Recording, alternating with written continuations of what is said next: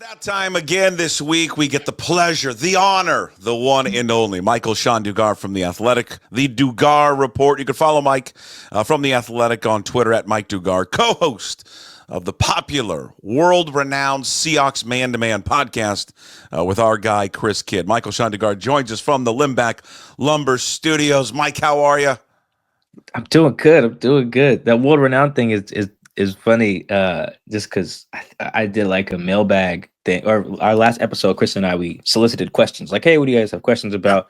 And someone prefaced their question like, "Hey, man, listener from like Italy, here's my question." And I was like, Man, I love those little Italy. old nuggets. I maybe getting the country wrong, but it certainly wasn't America. It was like listener Okay. from whatever Spain. I It, forget, but it was really cool to see. it's amazing, with our technology now. I mean, I know it's been around. How far and wide this stuff can reach people now. It's crazy. Yeah, when me and Chris did our live podcast. This listener was from America, obviously, but he came to the show, and I forget his name, which is going to do a disservice to this story. But he's blind, but he loved our show, and he thought that our explanations of what was happening were very vivid, which Hmm. obviously matters to him. And that just meant the world to me. It did. It Yeah. did. That was cool. I think I ended up taking a picture with him too. That was super cool to do Yeah, it's that. really cool. That's really what's that? What's on the latest edition? I know we can find the Seahawks Man to Man podcast on all the different podcast platforms, including YouTube. This week's edition included one. We got a chance to react to the Kubiak hire. Finally, it's like after weeks, I feel like they were searching for a It OC. was drawn out. Uh, It felt like. yeah, it took a little bit. So Chris said, I try not to just rain on it too much. I like it, but there are some concerns that I have. And then we talked to the homie Ted Wynn at the Athletic, who's one of our staff writers for the whole site, the whole NFL site. Really, really good film breakdowns. I mean, like he knows his stuff, all the terminology. Like he has teams playbooks. He'll be like, oh look, here's this play from Shanahan's book. So he likes to hire. So that was good to hear from him. He likes it, the schematic fit and all that. So that's up on our Seahawks Man to Man podcast right now. The show is called the Klint Kubiak Era. That's how you can find it. Okay, let's go more into that because obviously that's going to be a big topic of today's show is the hiring of Klint Kubiak. Ted, what did you take away from his film breakdown of what made Kubiak a good hire for the Seahawks? Yeah, the first part is just how easy Kubiak tries to make it on the quarterback. That's from pre-snap to the type of throws you're making. That's how someone like Derek Carr was so efficient. Derek last year for the Saints, he wasn't in charge of like a lot of protection calls and audibles and stuff like that, checking in the stuff out of the blitz. It was just the center is in charge of that pre-snap stuff, and then the hot routes and the blitzes are just predetermined by the scheme. So, and there in that scheme, it's more like, dude, you don't have to think, just play fast. If someone blitzes, here's where you'll throw it. If this is like this, the center will handle it pre-snap. You just either hand the ball off or just play fast. And I think so you can call that like a quarterback friendly offense. I think, and that's again, I don't think Derek Carr is very good, but he put up some decent numbers in that scheme when their O line was healthy. So I thought that was really positive. It found ways to get guys the ball in space, whether just being explosive or just like attacking the middle of the field.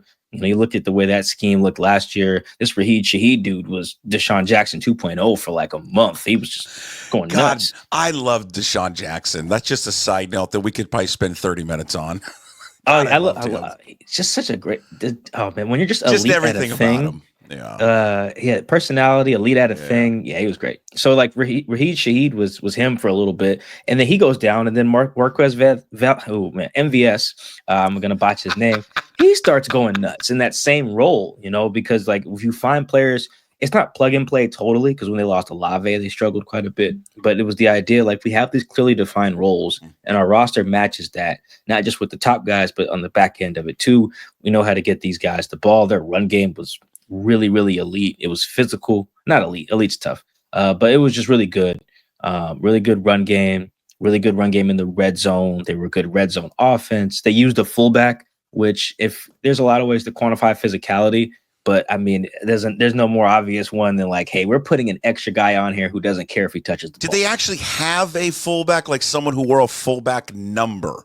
Oh yeah, classic. He was one of the Oh, ugliest numbers. His name is I believe it's Adam Prentice, was it and like he a wore like 41? 46, Yeah, 46. yeah, that's 41's what it's Kamara. supposed He to was be, Mike. 46. 46.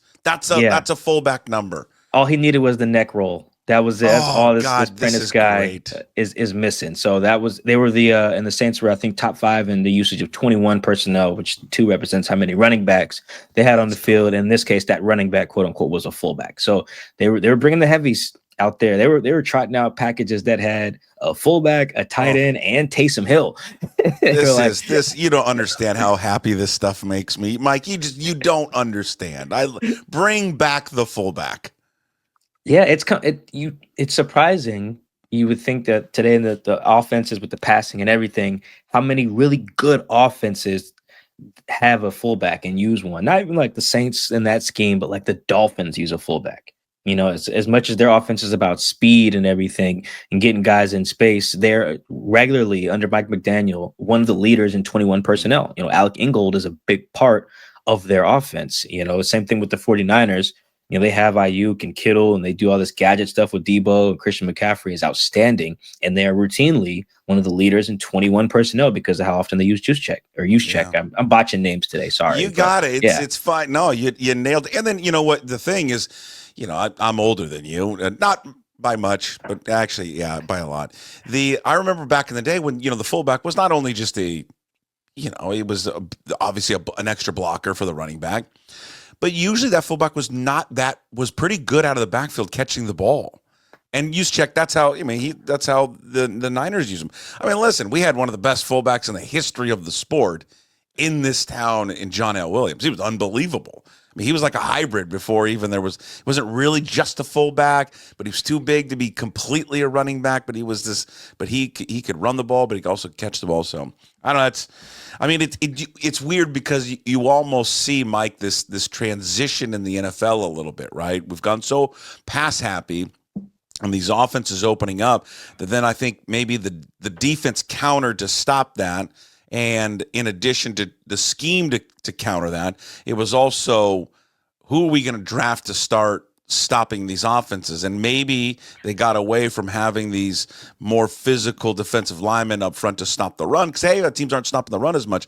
And then it's like the 49ers of the world and the Rams learned, well, hey, these defenses aren't built to stop the run anymore. Maybe we should run the ball even more. Because I don't know, this year to me, and I'm kind of rambling here, felt more like teams were committed to running the ball than they ever have been before, or at least in recent memory. Yeah, it just felt like the run game was a part of. It was a part of more. It was the focal point of more offenses. It felt Yeah. like that's just a feel. That's anecdotal, not necessarily. I don't have any numbers to back that Yeah. up, but it felt like this year we could feel that a little bit more because of the names that were on new teams and were still effective. Like, okay, we know Joe Mixon and the Bengals, but now Joe's running for 100 on the Texans. Oh, wow. Joe must be the common denominator. And then obviously Derrick Henry with the Ravens. We know Henry. Now it's like, oh, he must be the common denominator between like, it wasn't just his O-line or the Titan scheme. Like clearly it was King Henry, Saquon's, looks like Barry Sanders out there these days, Bo Jackson with his runs, like he's crazy right now. But we've seen him look great with the Giants too, Aaron Jones with the Vikings. We just saw almost like a little bit of a running back renaissance with these teams, with guys we already associated with being good somewhere else, take that goodness, which I don't know if is a word, and bring it somewhere else and be the focal point of an offense. Josh Jacobs, another one down in Green Bay, their entire offense was built around him. So yeah, we're in a cyclical. Football is cyclical. Bobby used to say this, Bobby Wagner, all the time. He was like, yeah, we ran cover 3. That was the thing. And then people started just figuring out that, all right, spread us out. We're kind of screwed, load up one side of the field. So now here comes the too high world. Okay, now Cam Chancellor's away from the box. Great. Here's that now here comes our fullback back on the field. Bring that safety back down. So linebackers got lighter when we got pass happy. So now teams are like, whoa, you have a 230-pound linebacker? Well, here's my fullback. Exactly. So have fun with that. So we're cycling back. Yeah, and I just think that this sport has been played for, I don't know, 100 years. I mean, there's always going to be an element of running the football. You just have to have it. You just can't. You and I are proud And I would say honored, distinguished, legendary graduates of one of the greatest universities in the history of universities, Washington State. We watched for 10 plus years, and listen, they won a lot of games, and the air raid has got as big of an influence on football of an offense that maybe we've ever seen. Of just everybody runs elements of the air raid now. But we saw it. You get inside the 20-yard line, and it stops working. It just becomes can't run 4 verts on the goal line. No, it's too hard. You've got to be able to really line up an offensive line over a defensive line and push people off the ball and run it. And so that is always going to be an element of this sport. I was kind of heavy on the when I first started covering the NFL, I was very heavy on the numbers and the stuff on like, okay, passing is more efficient, so build your offense around that, which statistically makes sense. Even some of the film backs that up too. But I started to defer into the players, man. When I started talking to offensive linemen and defensive linemen about, particularly defensive linemen, about just the impact that just you think a team might run it. Right. And they might be good at it. It just changes your whole mindset as a line.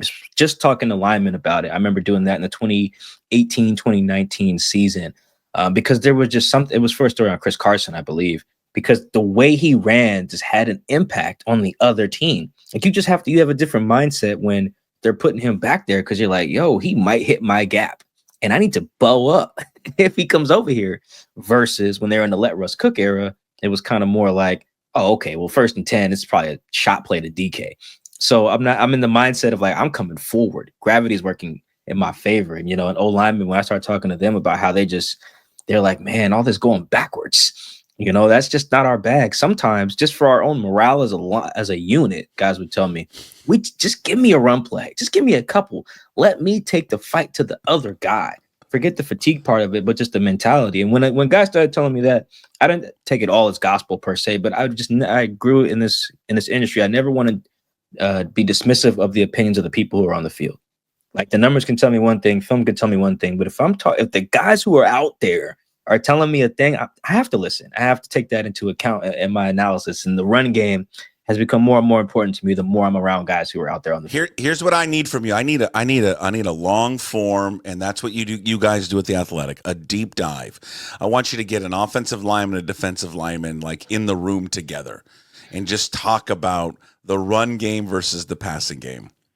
And just because, and what I want is, how demoralizing is it for a defensive lineman when an offensive lineman across from him is just pushing him 3, 4, 5 yards off the ball, and all they're doing is running it down the field, opposed to, that same offense just passes down the field.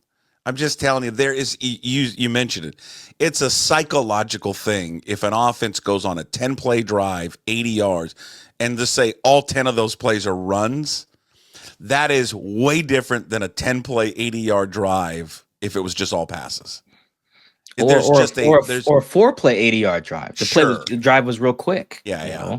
That's I'm usually just saying, if it was like trade-off. dink and dunk, if it was like a dink and dunk all the way down the field, there's just it's demoralizing. You are taking another man's soul and ripping it out if you just completely are driving him off the ball all the way down the field. And they know they're going to run the ball again. They're going to hand it off to this guy. He's going to get 3 or 4 yards, and we can't stop it. It crushes a defense. Yeah, I think what's really sparked that article that I was working on, I don't even know if I ever wrote it, but it was Schottenheimer. Remember when he got hired in 2018, he said, we're going to run the ball when the defense knows we're going to run it. And I remember thinking, well, that's stupid. That is like mathematically like flawed thinking, and Shotty, he articulated his point ultimately very poorly, but still, like, that's what put my reporter antennas up. And I remember laughing that quote off, and now I get it now. And I told him that. So I talked to him like a year and a half ago for something else. And I was just like, you know what, man? I get it now. I get it. And he knew exactly what I was talking about, because that's all I said. I said, hey, man, I understand. I understand what you were trying to do here, and it makes sense. That's why I think he's going to be successful in Dallas. Do you think he will be? You think he'll work in Dallas? You think he's a head coach? Yeah, I do. I thought so in 2020, actually. That season, and I'm even seeing like some Cowboys fans like reference some of his stuff just statistically on paper. And I'm just like, man, I just wish I could do like a seminar in Dallas to like, guys, it's far more than the numbers. Or like, he didn't get fired because he was bad at coordinating offense. He was very good. I think their offense was like top 10 or something at the time. It was far more going on, and Shoddy just kind of got caught in the middle of it. He's a good teacher, good tactician. As long as he gets the defensive coordinator hire right, which it seems like quietly, Puck, the best combination for a team right now might be your play calling offensive head coach with a defensive coordinator who failed as a head coach. Yeah. Like that's it. That might be the little, I don't want to call it a market inefficiency because we're seeing it in a few places, but that little, both teams in the Super Bowl Kellen calls the plays, but like the idea that like their DC is this failed head coach. And obviously the Chiefs have that as well with Spags and things like that. I feel like that's the closest thing you're going to get to stability because that guy's already failed at being a head coach. So now it's like, how many people are going for Eberflus, right? If the Cowboys have the best defense, and they can't poach Shoddy. So you can just kind of keep all that together if it works. And I think we've talked about this before, but I've mentioned it a lot. I just think that there's nothing wrong with being a great number two. There's just nothing wrong with that. I always think of guys like Spagnuolo and even Vic Fangio. Were guys. Spagnuolo, has he been a head coach? Why am I? Yeah, he was the head coach of the Rams, I believe. Yeah, that's right. And he gets in that interview cycle, and he may get an opportunity one day, may not. But he might just be perfect for that role. And that's his bread and butter. And when you give him a head coaching opportunity, you start to pull away from that day-to-day operation stuff, right? You're not working just with the defense anymore because you're the head coach. You got to work with all of it. And then sometimes that's not your strength. And it's okay for that to not be your strength. And I think sometimes we get caught up in that. But I also understand the egos of these guys. And egos is a good thing. It's not a bad thing that they want to be challenged because I think every one of these coordinators gets into this business wanting to probably be a head coach.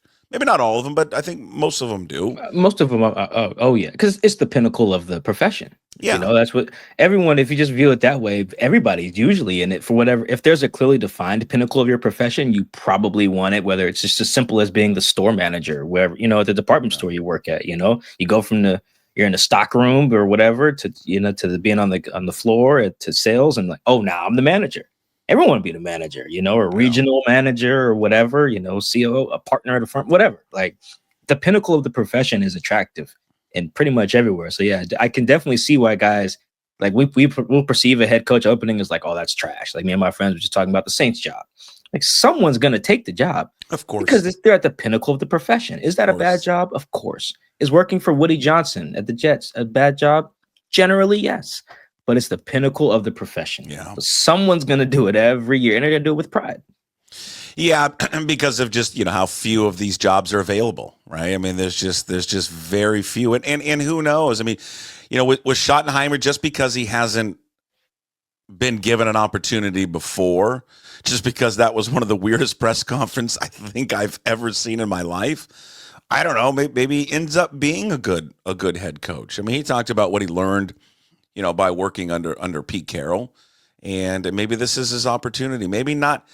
I don't know. Maybe not having a big name there will be the best thing for the Cowboys. I don't know. My guess is they'll still have the same issues just because of the person leading them, with Jerry Jones and his ability not to take a step back and let somebody else kind of run it. And then I wonder, when I think of Schottenheimer, do we in Seattle did we underappreciate him as an offensive coordinator? I mean, in his 3 years, right? It was 18, 19, and 20 for Schottenheimer.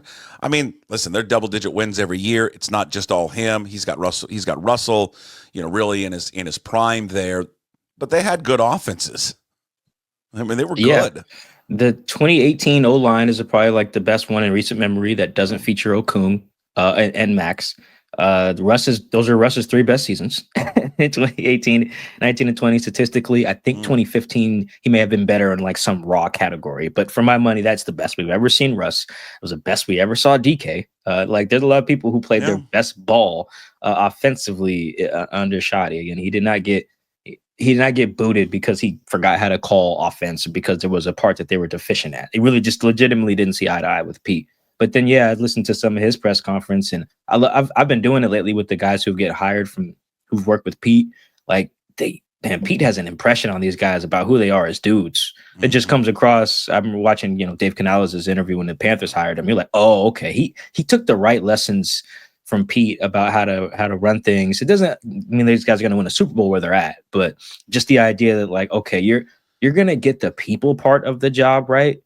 And I think that's like legitimately like half the battle. And I think what Dave has done to revive like Bryce Young is a perfect example. That's what Pete would have done. Pete would have sat Bryce down and then figured it out and told him, I believe in you. I love you. Now go back out here and be the guy that was the number one pick. That's exactly what I can tell. That's exactly what Dave did. So I think Shotty's gonna. Dak doesn't need that, but the idea that like he's gonna get the best out of some guys, maybe not everybody, but that's what Pete did. It's what Dave's doing over there to keep that roster feisty, and I'm sure that's what Brian will do too. Top 10. I'm just looking at right now, Pro Football Reference, and they were top 10 in scoring every year that he was the coordinators. Last year in 20, they were 8th. Averaged 28.7 points a game. In 2019, they were 9th, averaged 25. And then in his first year, they were 6th, averaging 26.8. They were top 10 every year. He knew some ball, man. It was just there's some things out of his control. But What led to his dismissal? I mean, I'm trying to think back. I remember that last year, and if I remember correctly, and then you jump in on this one, was it just because he was a run first guy, and he talked about wanting to be physical? I mean, he is a West Coast background, anyways, but he felt maybe that he wanted to put the ball more into Russell's hands, and then Pete didn't want to do that? Yeah, he didn't want to do it if it wasn't at the expense of ball security. That's probably the best way to frame it. That's how Pete viewed it, because Shotty came in right at like the peak of Russ's, like, I won't call it a power trip, but that is when he probably felt the most powerful. Like he got hired, I think, in January of 2018. So that's when the Legion of Boom, all these guys are hurt. Bevel's gone, Cable's gone, Chris Richard is gone, and some other defensive coaches are gone. Like that was the transition to it's Russ's team now. So I think he probably had more of like a disproportionate amount of say in how things looked versus what Bevel kind of inherited, So if you remember the first 2 games that Shotty had, he threw it a lot. They lost to the Broncos, and then they lost to the Bears on Monday Night Football, and Chris Carson didn't touch the ball a lot. As soon as they land from Chicago, Shotty and Pete meet, and Pete's like, yo, I hired you to run this rock. So let's run this rock. Like, just a reminder of why I brought you in here. And then Chris Carson had like 31 carries the next game against Dallas, right? So like and then they proceeded to be the most run heavy team in the league, them in Baltimore. They put up some great numbers that year on the ground. Yeah. So it was the idea that like, hey, Shotty kind of got caught up in, which makes sense because who the quarterback was. Oh, we can operate a different way. I can build this around Russell. Me and Russell can figure this out. Let us figure this out. And Pete let him give it a shot in 2020. And then he threw a bunch of picks in Buffalo and threw 2 picks against the Rams. Yeah. They lost both games. And Pete was like, all right, let's go. Turn the video game off. Let's get back to real football here. And that was just a tug of war there for the next couple of weeks that just didn't go well. They still won a division, but it was very clear that everyone wasn't seeing eye to eye. And that's where Pete, and they had the philosophical differences in the quote when they let go of Shotty. Remember that? Like, it definitely wasn't he stinks at coordinating, like our offense stinks. Like you said, it's top 10. But it was just, they legitimately just saw different paths to maximizing their offense with Russell. And it was very weird. I talked to some players on that team. They just didn't even know. They were like, we got Chris Carson, and he used to be our bell cow, but like, are we trying to get Russ MVP? Are we trying to win? What are we doing around here? And that last year, right? Carson must have been hurt, right? He only played 12 games. Yeah, he had a 4-game stretch. We got hurt like in October or something. Yeah, like that. Yeah. So he's out, and he still gets 681 yards that year. I mean, he's averaging almost 5 yards a touch, 4.8. But he only plays in 12. Wilson's the second leading rusher. Now I'm going to test your knowledge right now. This is 5 years ago. Can you name me who the third leading rusher on that football team was? And he started a game. Carlos Hyde. God, good for you. Yeah.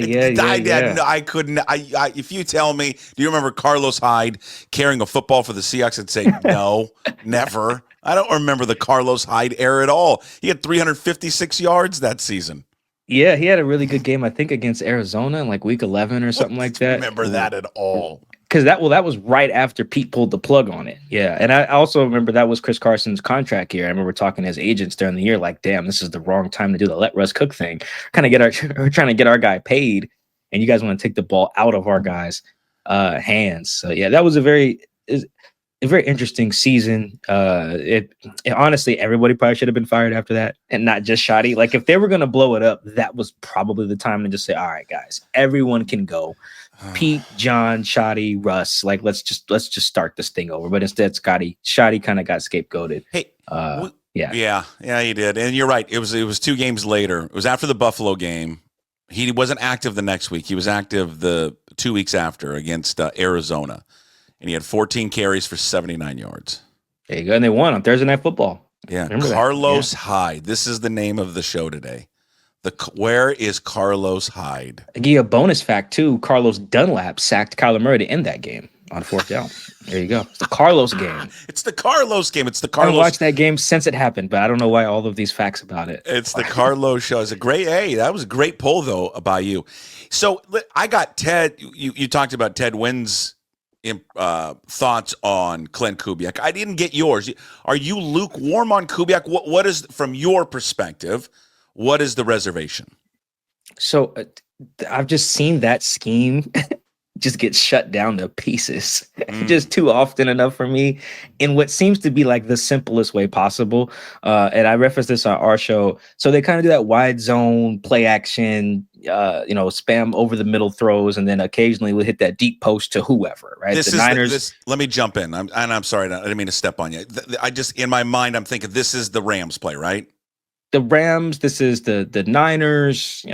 Like the Niners are probably the best example of it. Like Jimmy G play action to whoever, Raheem Mostert. He brings the ball back in and then throws it over the middle to Ayuk or something like that. That was happening against the Seahawks all the damn time, and the Rams are running something similar. We're going to act like we're running it outside, play action to Gurley. Goff takes it, and then boom, Robert Woods is just running away from all linebackers wide open in the middle of the field. Right? Like overthrowing a shot play to Brandon Cooks. Like, so it works. It definitely works. I just named 2 quarterbacks who got to the Super Bowl with that offense, Jimmy in 2019 and Jared in 2018. So it can work. I've just seen it just schematically. It seems like the book's already out. Give you an example. The Saints this year, right? They were killing it. Scored like 44 their first game, 41 the next game, or something like that this year. Lighten it up. They scored 12 points in week 3. Is it because they ran into the Eagles defense? Yes, in part.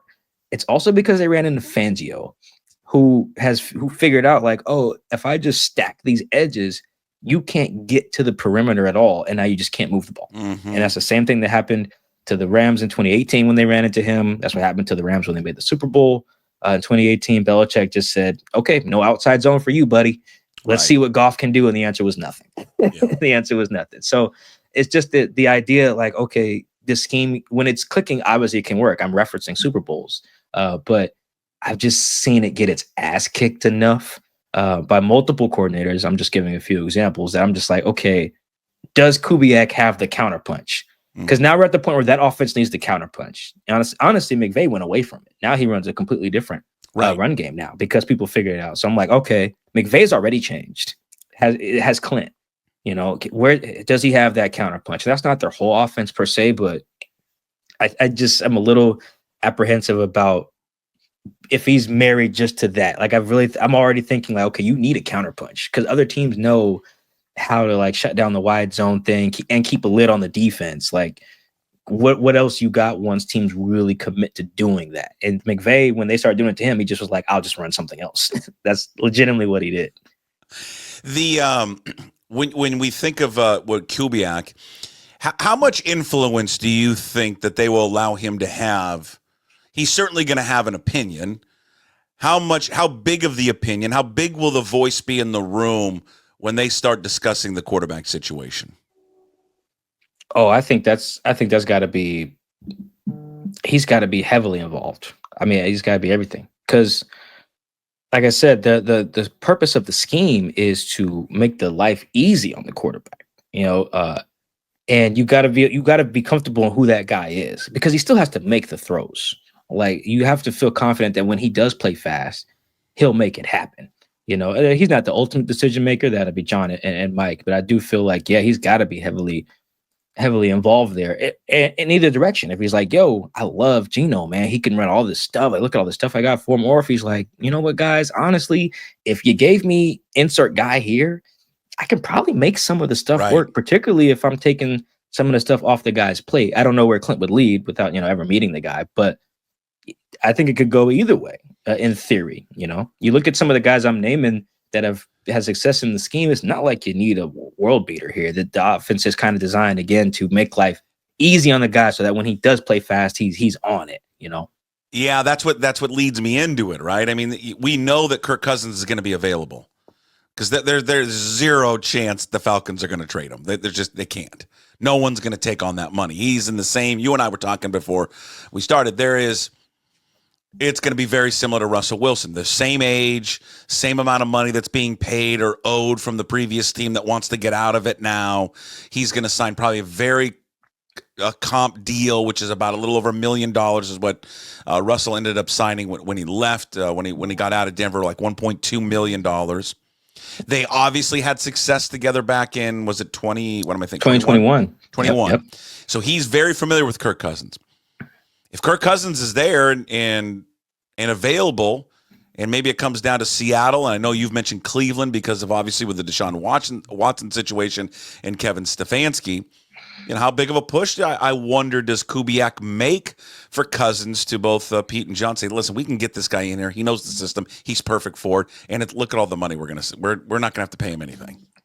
Yeah, no, I could easily see something like that happening, or the discussion, maybe not a hard push, but just, bringing it up. You'd be surprised how much stuff that we would call ludicrous or that we would only, ascribe to like a Reddit post or something like that legitimately gets brought up in these NFL circles, man. These executives be sounding like crazy fans sometimes, owners too.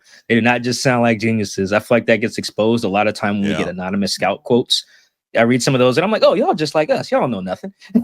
Y'all just saying crazy stuff too. But I bring it up to say that could happen. The counterpoint would be the Falcons games the Seahawks just played against them, because the Falcons run a very similar like wide zone scheme too. Now they weren't heavy play action because Kirk couldn't move, but the run scheme was the same, and the Seahawks were getting run on in the first half of that game, if you remember, and then they just completely shut it down in the second half and blew them out and won by 20, because there's a way, again, schematically to shut this thing down.